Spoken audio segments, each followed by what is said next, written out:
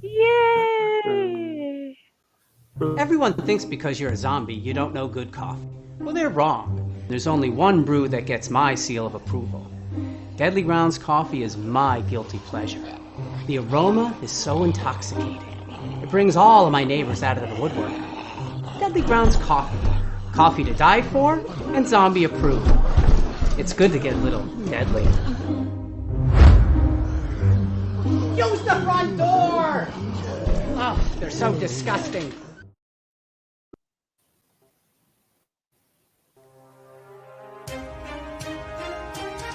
The Dorkening and all affiliated shows are not intended for anyone under the age of 18. The following may contain discussions or scenes that have adult situations, graphic violence, nudity, strong sexual content, and graphic language. This show is intended for mature audiences only. Viewer discretion is advised.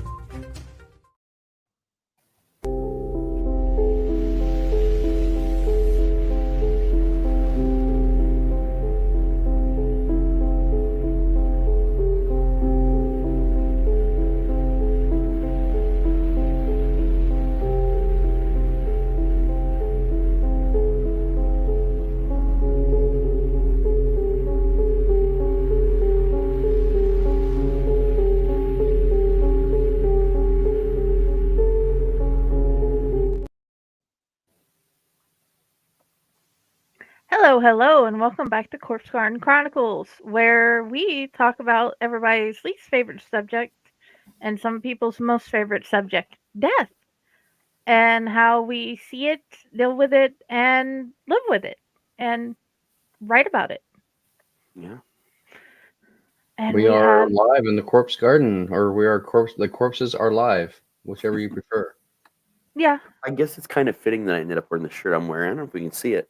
It's my Return of the Living Dead shirt. It's when I got Oh, it glows nice. in the dark at the convention. oh, hey, it fits perfectly. I did not Certainly. know when that got decided on today that we would be doing this. So yeah, it's perfect. This was not my original plan.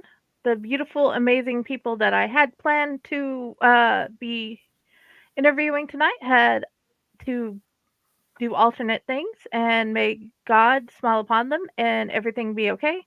But for right now, I get the joy of being with Ron and Raz. So, one of my most favorite questions to ask authors is, can zombies climb? We've talked about that before. It depends on the zombie and the franchise you're talking about. Like, there's actually different types of zombies out there. You got your infected, your radiated zombies. You've got your traditional voodoo zombies. You've got your Romero zombies. Like, there's so many different ways to be a zombie, and that affects you like physiologically. But in theory, with a massage therapist involved, anything is possible for a zombie. Interesting. With the massage therapist involved. No, it's true though. Like, so one of the things I did when I was going to medical massage school is we worked on cadavers, and one of the reasons to do this is one to learn more about the human body. But yeah, we were able to help out with like mortuaries and stuff, so they could reposition the bodies where they needed them to be. So if you think about like the rigidity in zombies, especially the original Romero zombies, you just gotta loosen them up. Man. Yeah, I get it. That's awesome. That's why they were able to run in the remakes. You know, they were able to run in the remakes because they ponied up for some massage. So would the massage therapist be living dead as well, or are they just a living person? How are they zombie proof? I mean, they don't necessarily have to be zombie proof. You just have to be able to hire enough massage therapists and chain the zombies down, and just hope nothing bad happens. There's plenty of us out there. Like there's plenty. Mm-hmm. Okay, that makes perfect sense. Because of a Kate Dowdy chapter she had written in one of her books. The mortuary, the person who was setting up the guy for to be buried in an alternate country had been using massage technique and whiskey to get him to let him get him dressed and get positioned properly. I remember her saying, can't help you look good if you're going to be hard. And the Uh, irradiated That's what she said. zombies are the ones that scared me most. Yeah, I'm trying to find the name of the book while we're talking, and another book decided to play. The radiated zombies scared me most as a kid because I lived in Soddy Daisy, Tennessee, and in Soddy Daisy, Tennessee, there's the Sequoia nuclear plant. I Hmm. don't know if anybody's heard about that. Or you've I lived have. near have you lived near a nuclear plant, either of you? I have I've not. been down near that nuclear plant, and I've lived temporarily near one at one point. So the reason it scared me, I kept on having nightmares where everybody just go dust blown away in the air when it blows up. And they would teach you the plan of what you need to do if it blows up, which ways to go out of town. Right. So I'd have nightmares about that and nightmares about it blowing up and then people coming up out of graves and attacking us. Brains, because, well, I watched Night of the Living Dead way too much as a kid. Send more From Here paramedics. to Exactly. From Here to Eternity by Caitlin Doughty is the book I was talking about, in case anybody was wondering, Very cool. because I had to get on Audible because she read it to me. I like it when the authors read to me. I appreciate that. I don't know about living near a nuclear plant, but I'm pretty sure Raz has smoked some nuclear plants. And I have. Most definitely have. I was just Ooh, doing that is that during the OHA thing. always a fun thing to do. I wouldn't know. So I haven't done it in a while. I miss the release of not being able to have to deal with things. But so what? Hey, we have a comment. Hi. Hi, y'all. Hey, how's it going, man? Stefan Lear. Does he have a jet? Does he have a I daughter have named no Shanda? idea. He may or may not want to tell us in the comments. We'll find out. So, anyway, when was the last I time you took a stroll in the corpse garden? Oh, wow. usually a Hmm. couple times a year. I'll go down to Woodland Cemetery that I'm always telling you guys about. The Veteran Cemetery where my brother is. There's all kinds of different cemeteries I like to go to, and most of them I'll go and visit who I'm there to visit, but then I'll just spend the rest of the day, usually like or at least a couple hours, just exploring. It's peaceful. I do have an answer for that, actually. In fact, it was just last haunt season. During haunt season, one of the ladies that works for our haunt at Backwoods, named Marla, she allowed for me and two of my comrades that come down from Columbus to stay at her house because it was easier than us having to drive back to Columbus after the haunt every night, since uh, Backwoods is about an hour down south from Columbus, and she lives right there about 20 minutes away from the haunt. So she let us stay at her house, and then she was showing us around uh, uh, Chillicothe, Waverly, Ohio, where the haunt's located.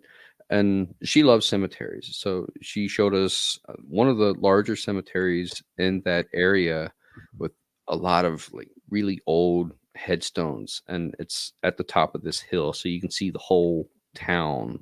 And it was really cool. So that was, yeah, just this past haunt season. So it hasn't been that long. February 5th, I got a, I was given, well, not exactly. My mother-in-law had finally given me one of the things I asked for, and she took me to the cemeteries. I say cemeteries because there was two that we ended up going to see um, different uh, family members, tell me about the different relationships and so on and so forth. And I think I had a favorite story from that, and that is always I love learning about the different stories like this couple. Um they had loved each other in life, but his wife would not uh give him a divorce, wouldn't let him leave, but he had had a affair with the lady beside him, the one closest to the footpath, and they had had a kid, and she had given it to him and his wife, but they loved each other so much, even into death, that it actually made my mother-in-law happy that they even got to be laid to rest by each other in death. And I don't know if you guys have heard any stories like that. I As mean, far as two people being buried side by side, you mean? Two people loving each other so much that their family finally gives in death that they wouldn't do in life. I do not. Nothing comes to mind off the top of my head. Do you have any favorite cemetery stories or dead loved one stories? I have a favorite cemetery story. Ooh. I mean, it's special for me. I don't know if anybody else would get out of it what I got out of it, just because it's somewhat esoteric. But one of my favorite bands has been for a very long time, always will be, is the band Sabotage from Tampa, Florida, formed back in the late '70s, made it big around the early '80s. Early thrash metal band, Sabotage, founded by John Oliva and his brother Chris Oliva. Uh, Chris Oliva died in a car accident outside of Tampa back in 1993. I was living in North Carolina at the time. I was in college, my junior year in college, when I found out the news. Now, I'm just a fan of the band, but I never thought at any point in my life that I would ever be living in Tampa or anywhere in that area and be associated with them. Mhm. So after I graduated college, and I did end up moving down to Florida and living in St. Pete, Tampa area for quite a while. And one of the people that I met down there, her name was Leia, and she was the daughter Mhm. of a lady that did a lot of marketing and PR for Sabotage.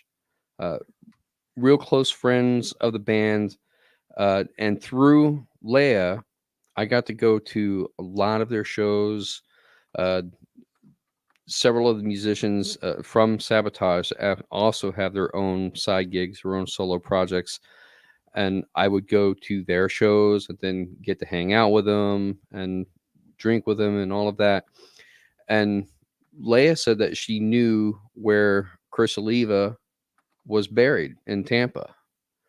So she took me out to his gravesite and the cemetery in Tampa.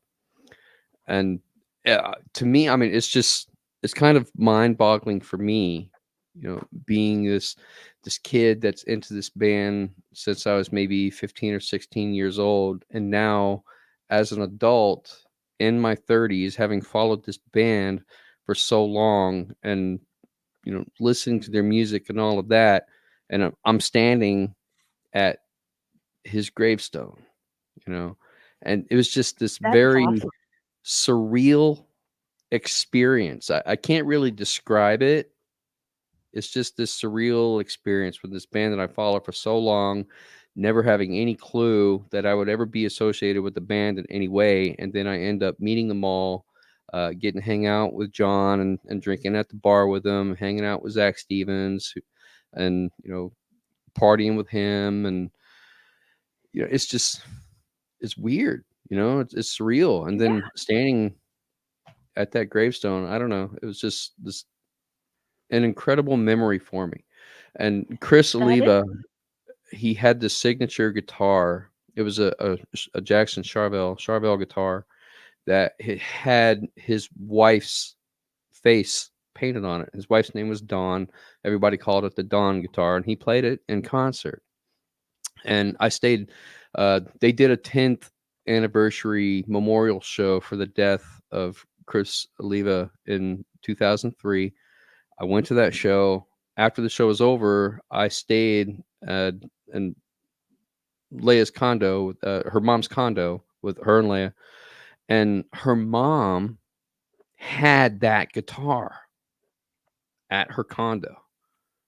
And I got to play it and get my picture taken with it. And it was just like, it's like, Yeah, whoa. It blows my mind, man.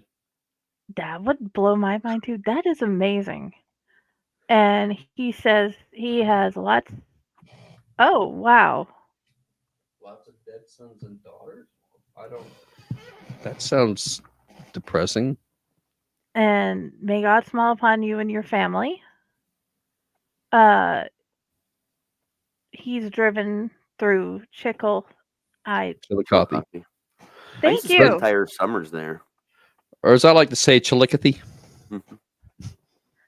And we would like to thank you very much. Which one are you talking about? Are you talking about the Allight Menagerie one or the Fey Propaganda or one of the many single author ones we have that are coming out within the next 3 or 4 months?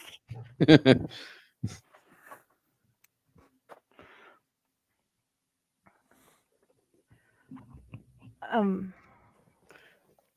I I think think Raz one is of busy over there. No, that's not What really. fine. about you? What about you, Raz? What's your story? I know you got one. About cemeteries. Yeah, your favorite cemetery story. So Yeah.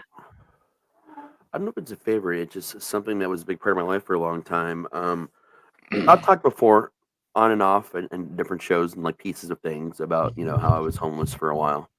Um, one of these runs, one of my favorite places was to sleep in cemeteries, in specific cemeteries. I had a friend of the family had a mausoleum at Woodland Cemetery, and when they found out I was homeless. Um, they offered me a key to the mausoleum because the families get keys to the mausoleums and stuff, and it was a dry place to sleep. So for better part of a year during all weather, I would basically have to sneak in the cemetery, which me and my friends had been doing for years anyway, and it wasn't hard to do. And you know where all the cameras are and where the security guards are, so it's not that hard. But yeah, I spent the better part of a year sleeping on and off in the cemetery. And there was another cemetery on the other side of town that if for some reason I just couldn't get in or I just didn't feel like sneaking in, I would go and stay. It's one that's open all night. It's I don't want to say the name of it because I don't want people going there and like screwing around, but it's one that's one of Mm-mm. the rare ones in the Dayton area that's open 24 hours. It's not gated. It's a lot of cameras, things like that.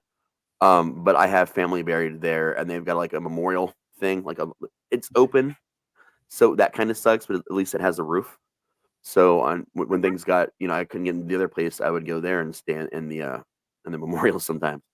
But it's weird when you actually. I mean, it's one thing to live next to a cemetery. I've done that before too. But when you're living, on and off in a cemetery for any portion of time, you see it differently.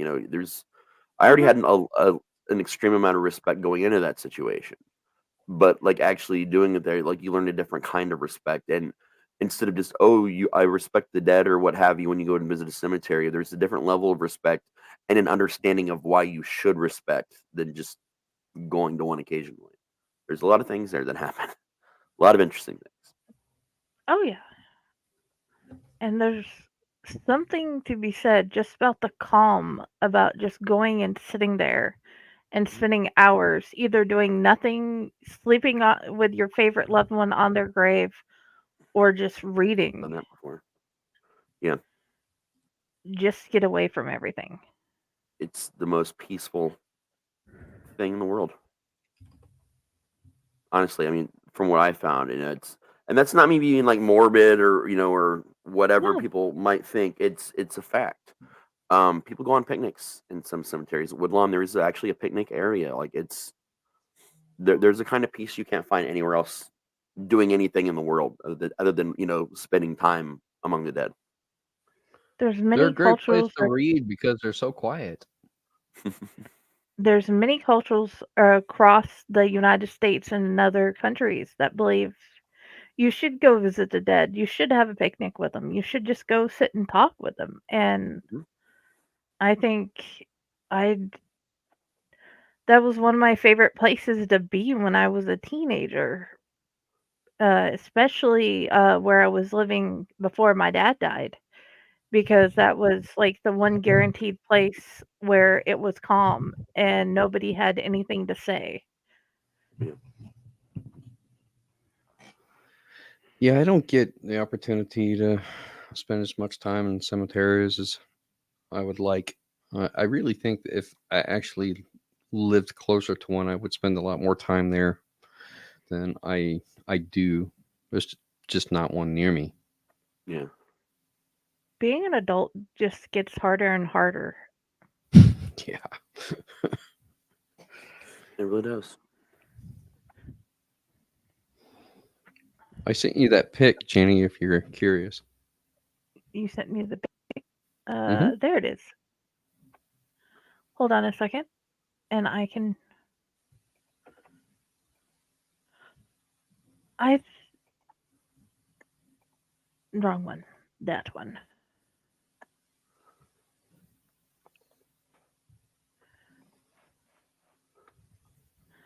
Okay. Let's try this again.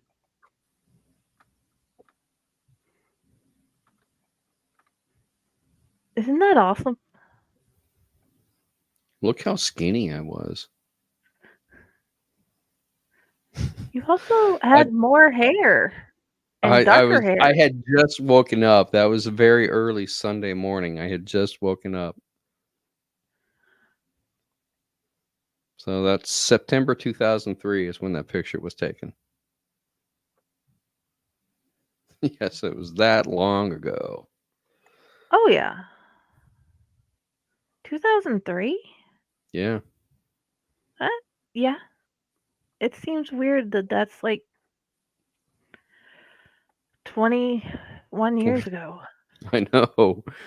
All my hair is gone now. That is proof that I did have hair at one point, and I was much, much thinner than I am now.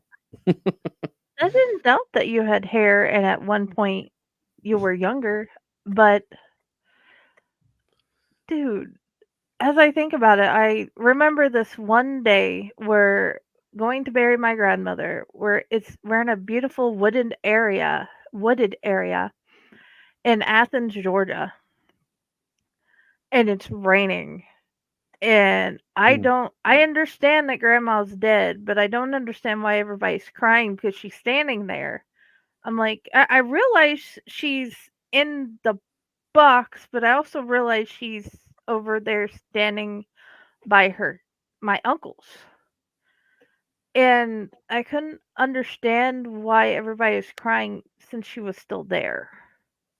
You know, it's being young and figuring out death and then going through all the different ages.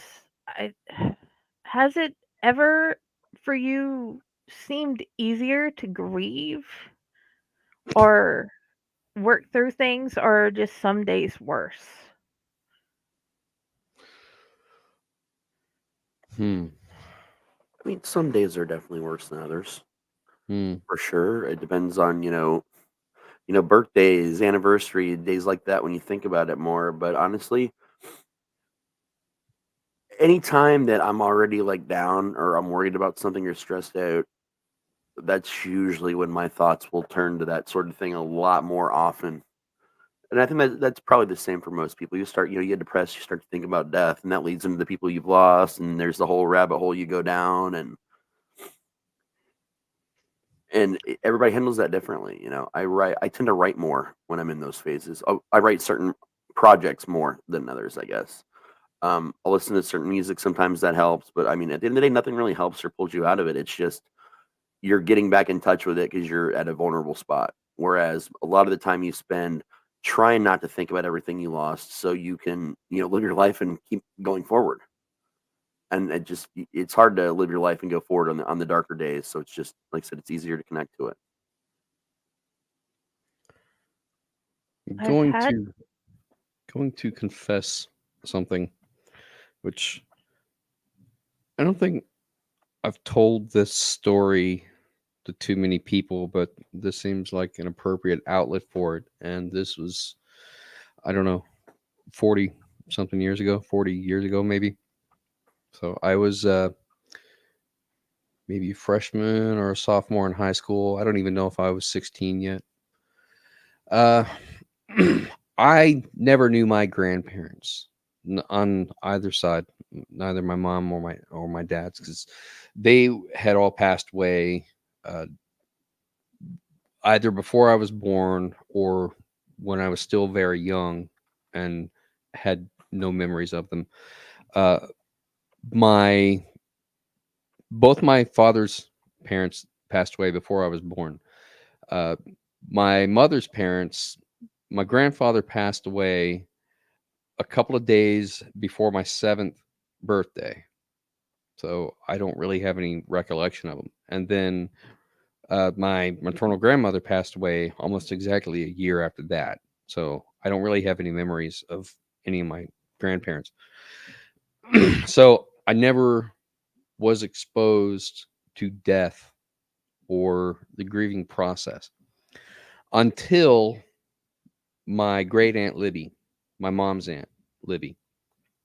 Um, Libby to me was my grandparent since I didn't have any and I was very young. So she to me was my grandmother and I loved her to death, literally. We would go visit them for uh, holidays, things like that. And she lived out in a trailer on my mom's cousin's land.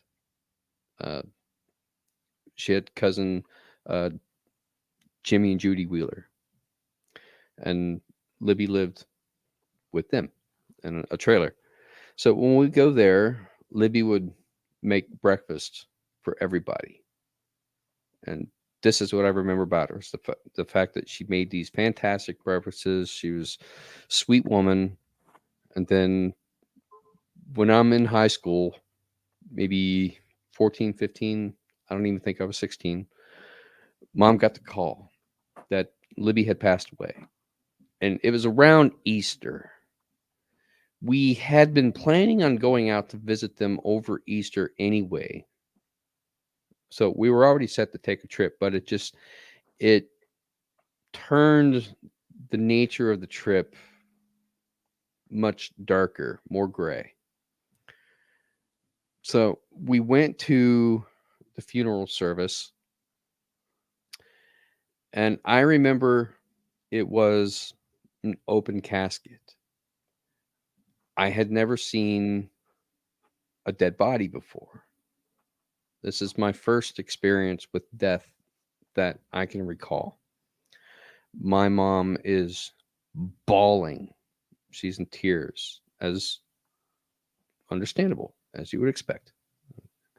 And I get it because she meant a lot to me too, as my surrogate grandmother. But I'm looking at her in the casket and I was terrified because it did not look like her.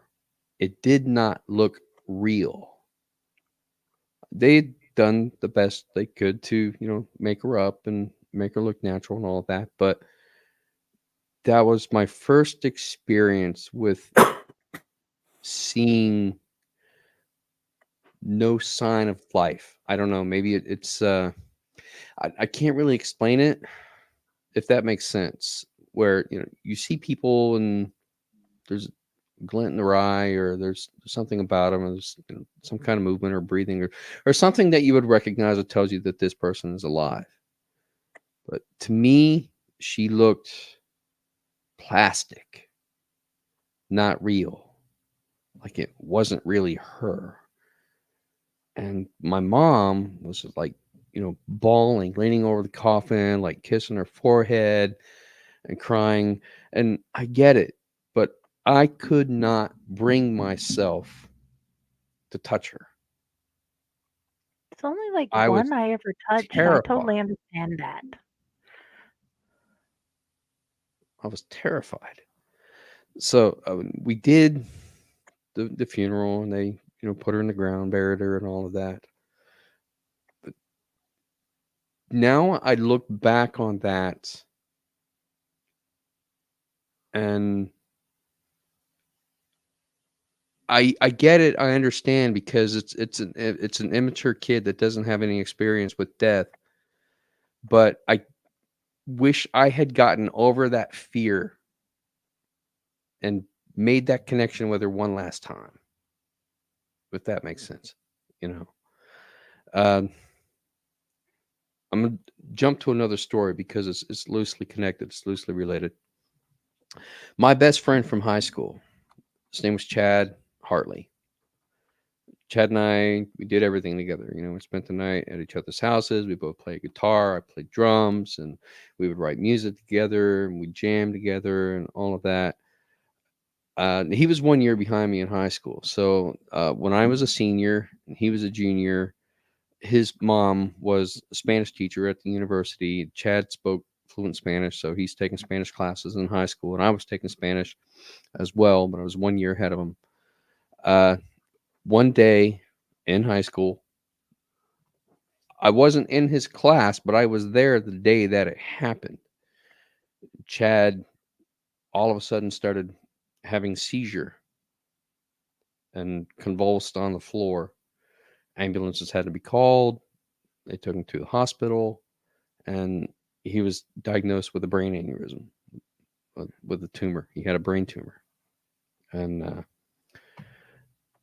he had to go through chemotherapy and all of this stuff. They had to operate on him. And I think Chad knew that his days were numbered, that he didn't have much time left. And he told me that he wanted to get through all of the things that he had left to do before he died. So, and he had a list of all of these things that he wanted to complete before he died. He managed to last another year. He lived another year. And I was a freshman in college. I was taking a creative writing class. And I'm about to go to class one day. I get a call from one of my high school buddies, my friend Darren, who was also a friend of Chad's. We all played in the same band. And Darren said, Chad's gone. And I think that at that point, my brain just kind of shut down. And like, I didn't really want to deal with it then.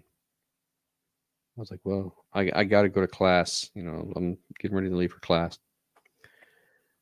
So I went to class, and I told my instructor, I said, I may have to leave early because one of my high school friends just died. He was like, that's fine. You do whatever you need to do. So I'm sitting in class, but I can't really focus. I can't pay attention. And that's when it hits me.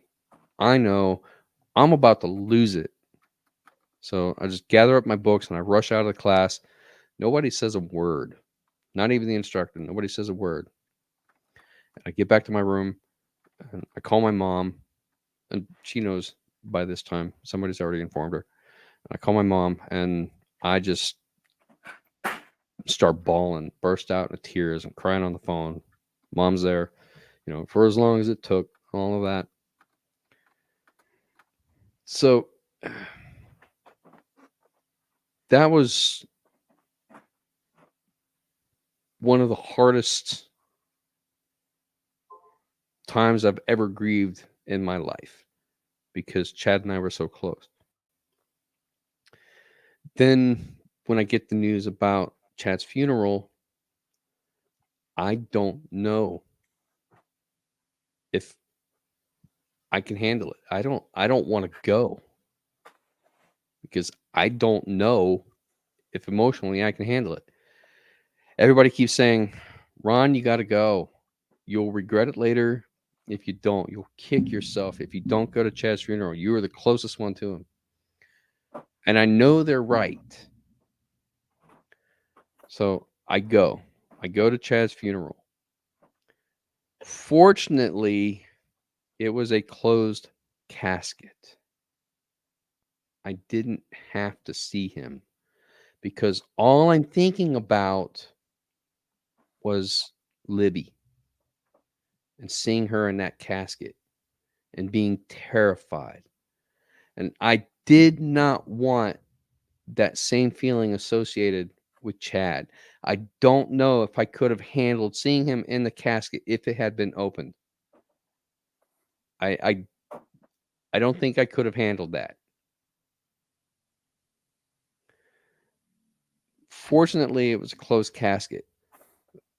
Everybody was there, and then we started sharing stories, and it became very cathartic where I started to relax more and it started to lighten the mood because now we're thinking about the good memories. And it made me so happy that I had gone to Chad's funeral because at least now I had closure. I still think about him because I tend to think that if Chad were still alive, if he had gone on, continued playing music, he would eventually, inevitably, have gotten famous because he was that good.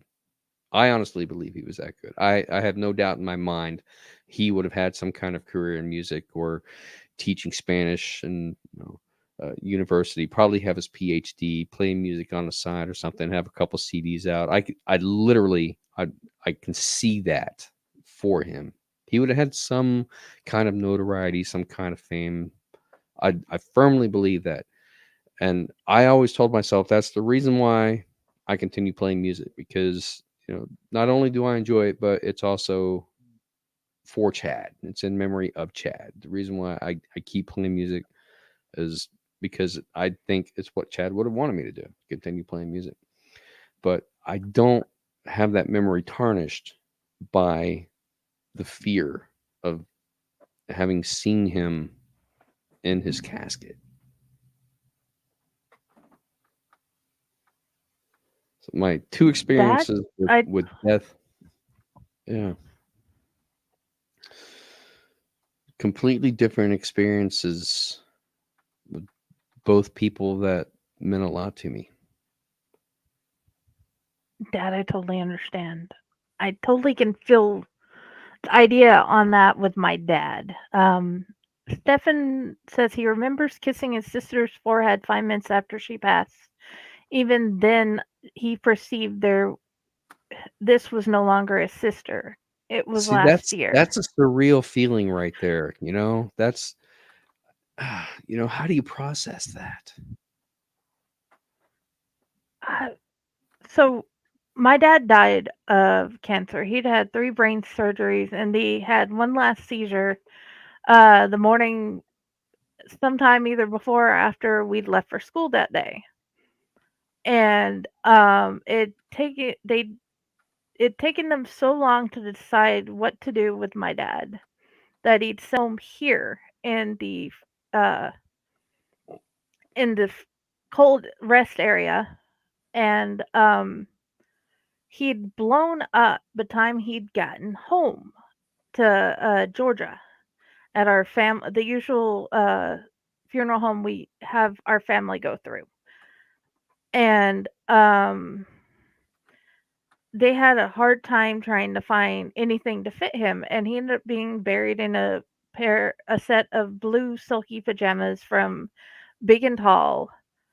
And my I had no idea how to explain to my aunt Janice, and neither did my uncle, about how bad my dad actually looked.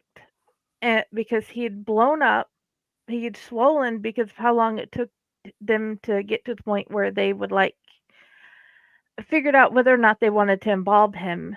And part of his head was gone because of the 3 brain surgeries. And that, whenever you had told me about how afraid you were looking in the casket, I think seeing my dad that way in a casket was probably one of the scarier events of my life, because knowing all the heck he'd went through to get to that point, the pain and everything. And now nobody, the last thing everybody would see was that, and they didn't see him trying to explain how things worked, how uh to build like walls, why certain programs work differently on computers, random stories about cryptids or ghosts or other fun things that happened. The last thing any of these people were going to see was how what happened to him. And I'm glad they had a closed casket with him, because when my mom, they were able to give her some semblance of what she looked like. Figured out how to get her hair in that poofy way. The makeup wasn't right. That was not how she did her makeup, but you could at least tell that was my mom there. But the last people to see my dad before the closed casket, well, my uncles won't, probably will be like me and won't be able to get that idea out of their heads about how he was before when he left. I should say not before he left, but before he left and after he left. And I understand the fear, cuz yeah. And the thing that got me started on wanting to do a corpse garden lately was my mom. I've had to explain to Dante. He's 4 now. Keeps asking about his other grandma. Why won't she come play with him? And have to keep telling him that she does love him. She keeps thinking about him and wants to play all his little games. And she has the 2 best grandsons ever, because we can't forget Jasper. And the 3 best granddaughters, because we can't forget your sisters and your cousin, uh, Lexi. And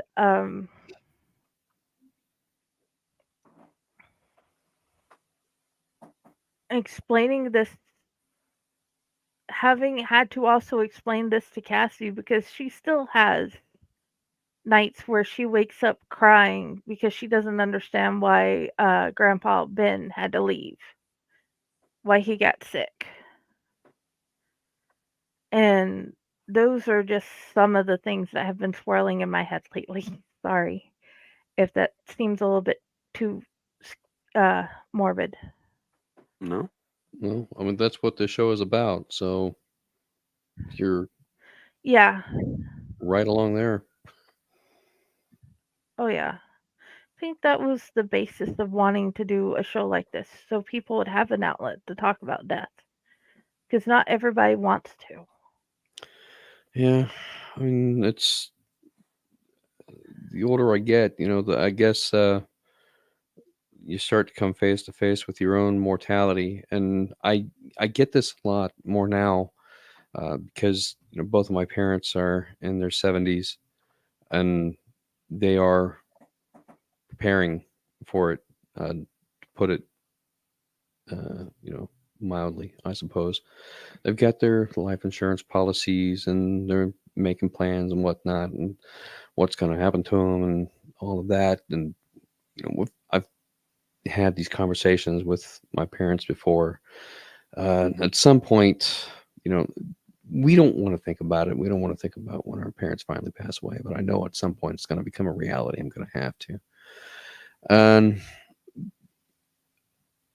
either my sister or I will, we'll have to go down to their house and start sorting through all of their stuff and figuring out, what to do with it all. And those are decisions that are going to have to be made. And I'm not really looking forward to it, but I know that I have to. The I guess on the positive side, uh, you know, being older now and a little more mature, a little more wise than I was back then when I'm afraid of my surrogate grandmother and an open casket.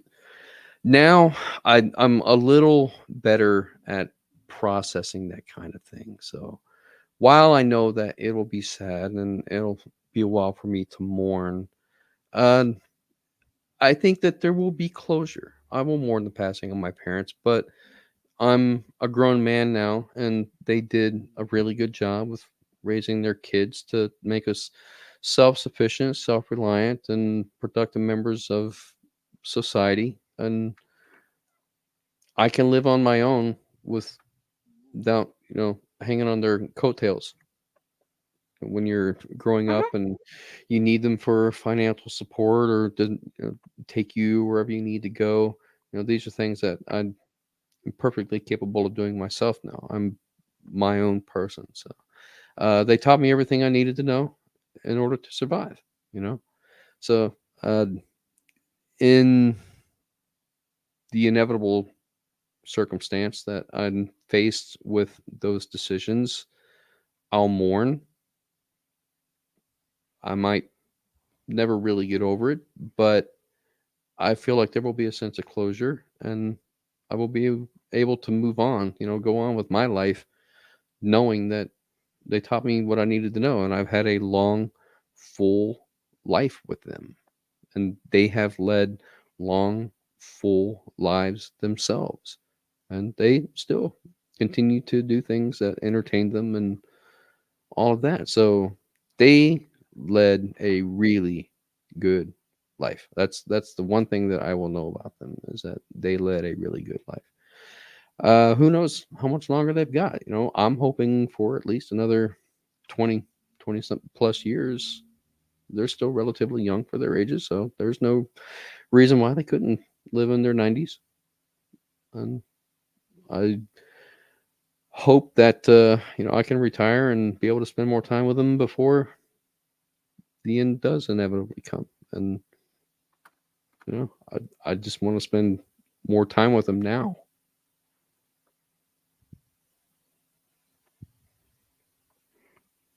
I'm glad you're an adult at at this point because it's been easier to deal with the ideas of their passing as an adult, even though it happened when I was 12 and 17.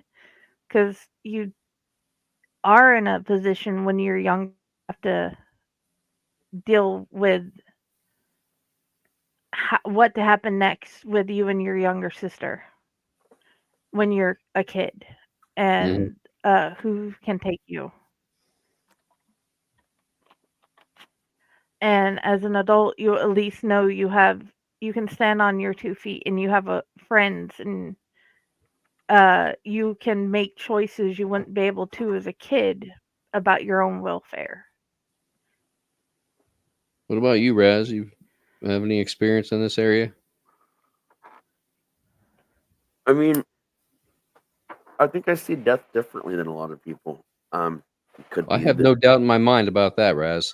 I mean, it's different when you grow up, part time on a reservation too. There's a lot of things you see differently than everyone around you, and Hmm. in normal living situations. Um, yeah, you do want to make the best of the time that you have with people, and everything dies, man. Hmm. Everyone is going to die. Death is not a scary, mysterious thing. It's just that's life. That's in some cases it's the reward for a life well lived. For a lot of people. I mean, maybe not a lot of people, but I know plenty of people that see it that way. That's how I view it. I've done more shit than most people will do in multiple lifetimes back to back, and I look forward to the day where I can rest. and that's what it is to me. It's I've earned my rest, you know, I like that. and I don't see it as a bad thing. I mean, you get to. I mean, I went through the phase where even understanding all this when I was young, I was still worried about death. You know, I was young. You know, that's something you don't think about it while you're doing crazy shit. It's after you survive crazy shit that you're like, oh, I could have died. That could have gone bad. You know, or now I'm afraid of death or whatever. But to me, there was. I think I just kind of skipped most of that fear phase and just looked at it as. I think by the time I got to my early 20s, I looked at the world and I said, okay, I get what the world is. I get where I'm headed. Let's see what I can get out of it. But then I hit 40 and I realized that that was a great but also dangerous way to live my life for almost 20 years. And on the bright side though, like I said, it did force me to live multiple lifetimes in a period of time. And now I can look back at my life and say, I'm ready to go, man. Anytime between now and whenever, I have lived so much of my life so hard that I'm content with what I've accomplished. And that's where I think a lot of people freak out, where they look back on their life and they feel like, I've not left a mark. I've not done the things I've wanted to do. I've not done this or that. And it's because everybody spends all their time thinking they've got plenty of time. Hmm. And until you realize you don't, then you freak out. But if you spend your life, especially early, realizing that you can go at any minute and just not trying to live a life without regrets as best as you can, um, that's where it is, man. That's what I think more people should strive to be like. But don't look at it as like in a selfish way, like where I have to accomplish things for myself or, fuck everybody else because I'm going to die one day. Because that's not good. That's not healthy for you. That's not how you build relation or maintain relationships with other human beings. But you have to see, like, you have to gauge that, going out for the things that you want and, not taking no for an answer and taking life by the horns or whatever. But you also have to know that life's going to take you by the horns in turn during that time. So you got to figure out how you're going to roll with the punches in your off time when you're trying to go out there and get it or however you want to phrase it. But just look at death like this great reward that you get one day, that everyone gets one day. And when people die, it's okay to cry and mourn them. I mourn people. I have days where I break down just remembering things, but I'm not sad that they're not here. I'm sad because I selfishly miss them and want them here with me now. But I'm happy that they found their rest at the same time. So the tears of sadness become tears of joy, which, becomes existential meditation for me. And then, I move on and I find ways to keep them in my life where I'm not selfishly wanting them back. Because I don't know if you guys have heard this phrase, but funerals aren't for the living, man. Or funerals aren't for the dead, they're for the living. Yeah, When you that's Mhm. true. die, you're dead, man. We do all these things. We have these parties. We say, well, so and so would have loved this, or so and so would have loved you, or all this stuff. And the truth of the matter is, that's for us. Yeah, it's to make us feel better. Hmm. For me, I am. I'm not afraid of death, or I'm not afraid of the thought of being dead. That doesn't bother me. What I'm afraid of is how I die. I don't want to die a gruesome death. I don't want to be dismembered or eviscerated or any kind of gory, violent, tragic kind of death. I ride my bike. I'm so paranoid and afraid about drive-by shootings or uh, crossing a street and getting hit by a bus or a semi truck, and my body being dismembered and scattered along the road. I don't want to die in a painful, gruesome, violent, bloody way. You know, some people might argue and say, that's a glorious death. But no, I don't want to die that way. That's not how I want to be remembered. That's not how I want people to remember how I died. I want to go out peacefully. If I had my choice, I would rather pass away in my sleep where I don't even realize it. Just drift off and just not wake up. To me, that would be the best way to die. Gentle, peaceful, calm, you know? And so for me, it's more about being afraid of the act of how I die. And I don't really have a choice in that matter. When I was younger, I took a lot of risks. I did a lot of stupid shit that probably any one of them could have gotten me killed when you think about it. It's a wonder that I'm still alive today. But I've gotten a lot wiser because of those experiences. And I'm less apt to take those same kind of risks today because I value the life that I have. I want to go on living.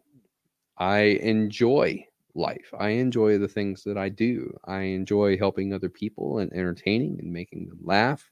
I enjoy teaching other people with martial arts and haunting and all of that.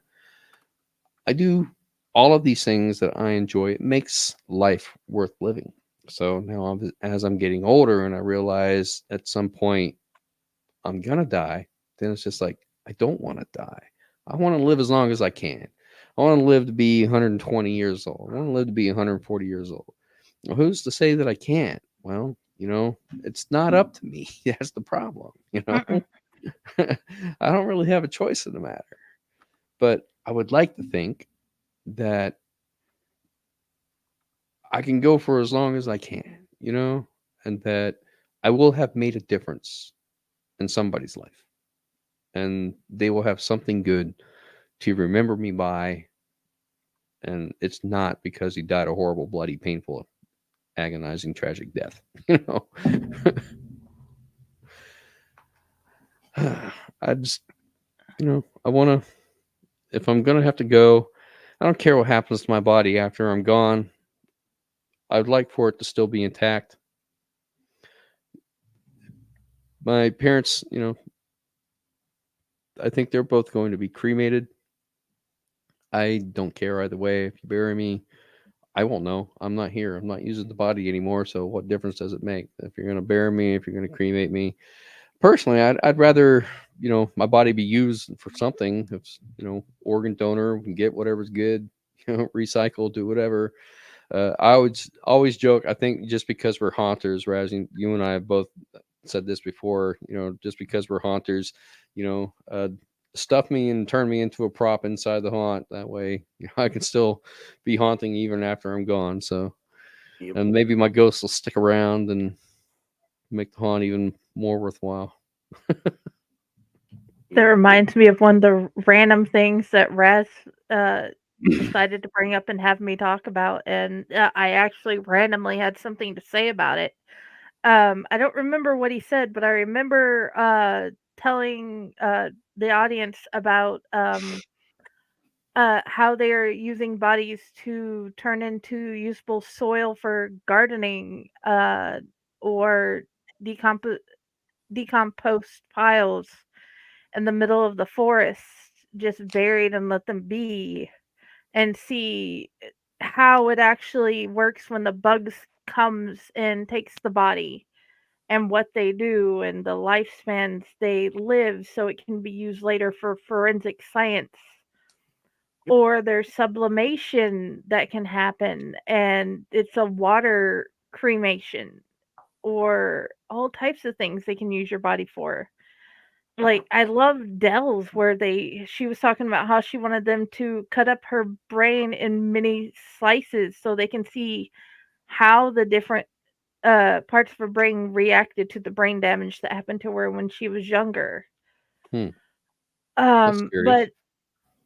the also, compounding on what Raz said about wanting to leave something behind. That's why I randomly have common sense classes with the kids.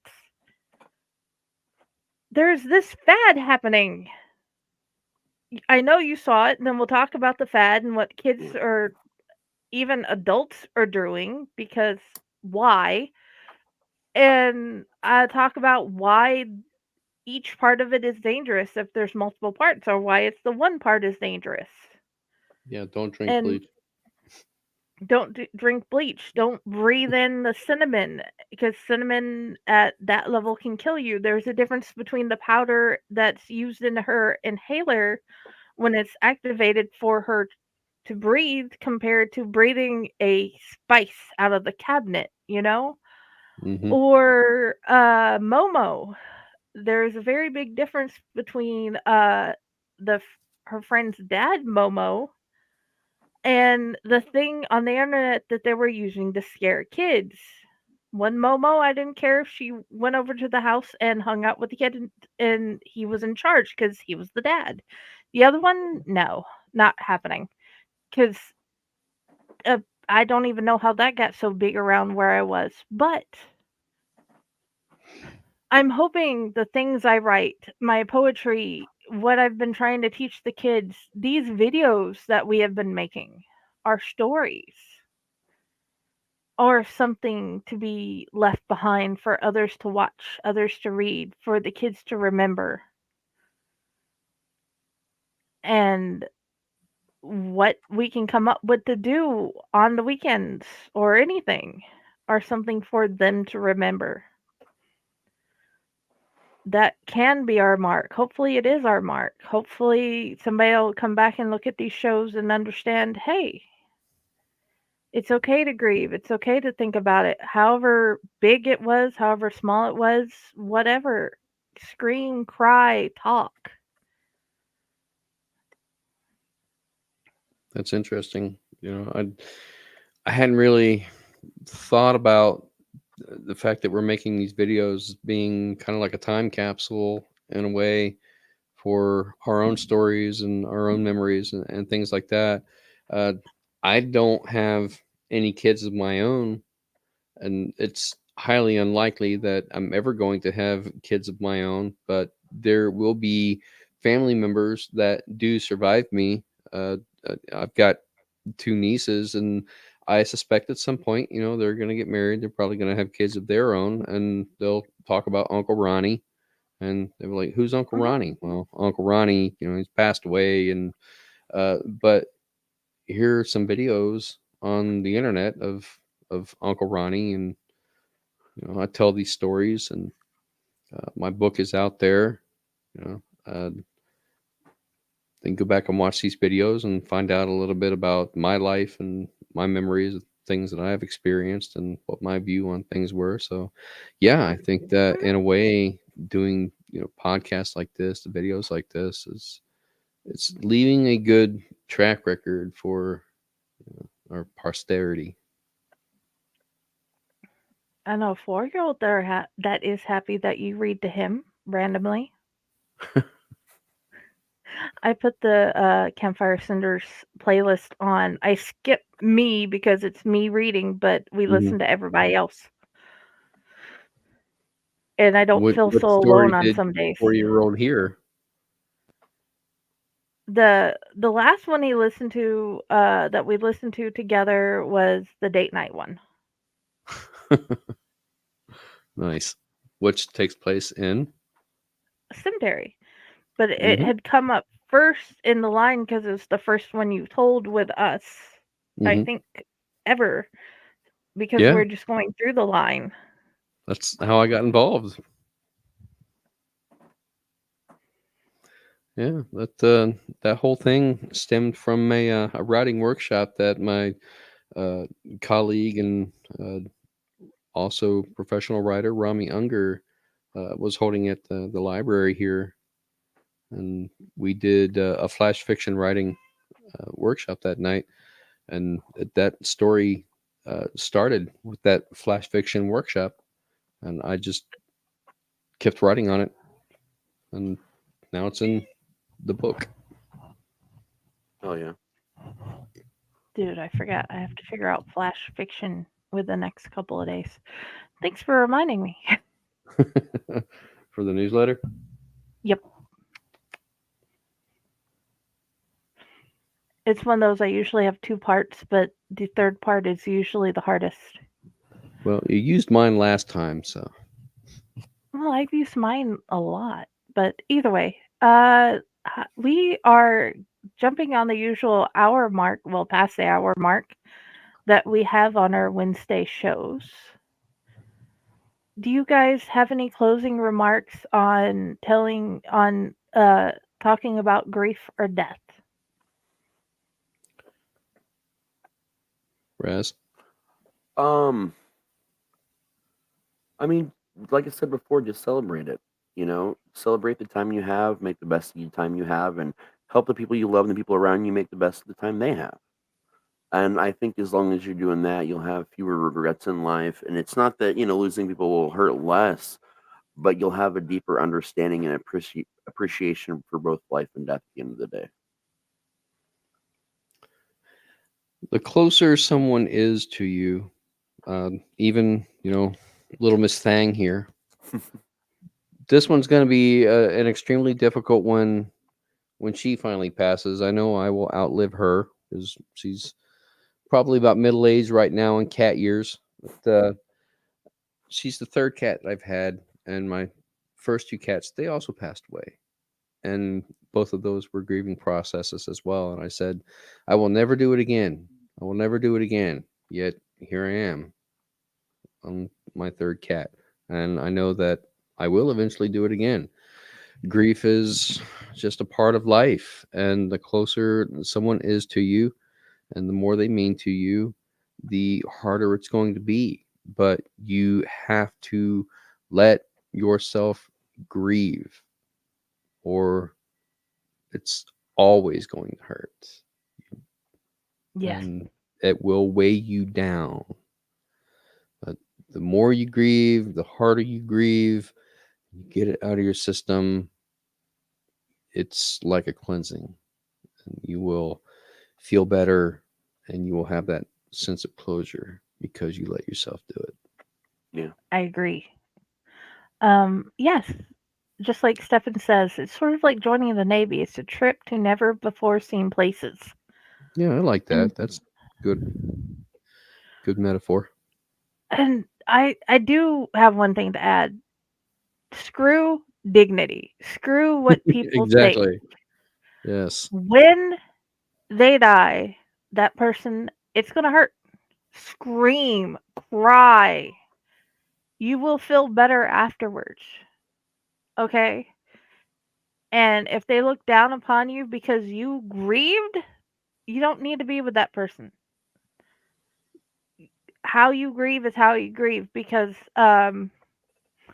like 6 years, no, yeah, 6 years into being in Texas, um we were moving, and my I was given the swan cookie jar that was my mom's favorite, and Josh accidentally dropped it and a piece broke off, and which we were lucky only a piece broke off. But in the middle of a storage area parking lot, I just started bawling. I didn't care who saw me. It hurt. And she'd been dead since 1999, and that was like 2015, 2016 when that happened. And it just hurt because she was gone, and I miss my mom every day. And yeah, it's okay to cry. It's okay to scream and grieve however you need. Just remember, there is light at the end of the tunnel. It doesn't hurt less, just the hurt button gets pushed less as you go along. I think I don't know, does that sound like a good way to put it? Yeah. Yeah. But okay. And uh where would you like people to find you, gentlemen? Here, there, everywhere? That sums it up for me. Yeah, pretty much. Yeah. Well, I imagine at some point in my life you'll probably find me in a corpse garden. Yeah. We'll all end up in the corpse garden or in somebody's closet, depending on certain, because you'll either end up in a corpse garden, somebody's closet, a counter, on a mountain place, somewhere. It depends on if you have cremains. And sometimes you'll be worn around a child's neck or your wife's or partner's necks because they miss you. But either way, thank you for joining us. Uh, Feel free to, if you want to tell us about your grieving stories, we would love to hear. We don't have to post them on air, but we can talk with you about them and help you with the pain. Because sometimes just talking about the pain helps. Thank you for joining us. And remember, it's always peaceful in the corpse garden.